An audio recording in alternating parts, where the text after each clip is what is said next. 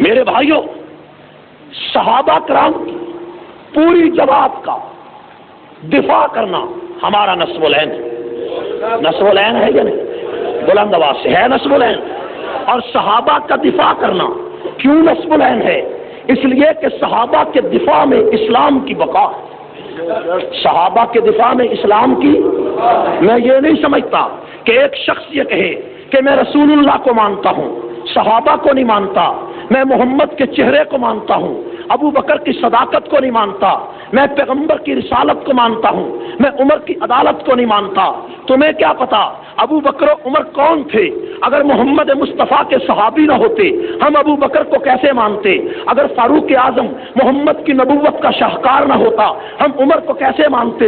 1,44,000 سارے صحابہ رسول اللہ کے 1,44,000 کمالات کا پرتاؤ ہیں، کمالات کے شاہکار ہیں، کمالات کے نمونے ہیں، کمالات کے آئینہ دار ہیں، کمالات کے پیکر ہیں، کمالات کے پرتاؤ ہیں، کمالات کا آئینہ ہے۔ میرے بھائیوں، رسول اللہ سچوں کے سردار ہیں، سچائیوں کے تاجدار ہیں۔ تو سچائی اگر جسم کی شکل میں دیکھنا ہے تو صدیق اکبر کو دیکھو، پیغمبر کی عدالت کو اگر جسم کی شکل میں دیکھنا ہے فاروق اعظم کو دیکھو، نبی کی شرافت کو جسم کی شکل میں دیکھنا ہے عثمان غنی کو دیکھو، نبی کی شجاعت کو جسم کی شکل میں دیکھنا ہے علی المرتضیٰ کی شجاعت کو دیکھو، پیغمبر علیہ السلام کی رفت کو، نبی کے زہد و تقویٰ کو جسم کی شکل میں دیکھنا ہے، ابو ذر غفاری کو دیکھو، پیغمبر کے علم کو دیکھنا ہے، عبداللہ بن عمر کو دیکھو، پیغمبر کی رفت کو دیکھنا ہے، دہیہ کلبی کو دیکھو، پیغمبر کے رات کے جاگنے کو دیکھنا ہے،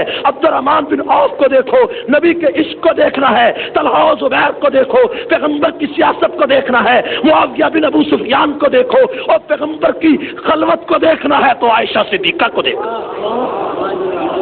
1,44,000 پیغمبر کے سارے صحابہ نبی کے کمالات کا پرتاؤ ہیں۔ سپاہ صحابہ ایک فوج کا نام ہے، ایک دربانوں کی جماعت کا نام ہے، ایک نوکروں کا نام ہے۔ سپاہ صحابہ نوکروں کو کہتے ہیں، سپاہ صحابہ چوکیداروں کو کہتے ہیں۔ میں چوکیدار ہوں، میں نوکر ہوں، میں غلام ہوں۔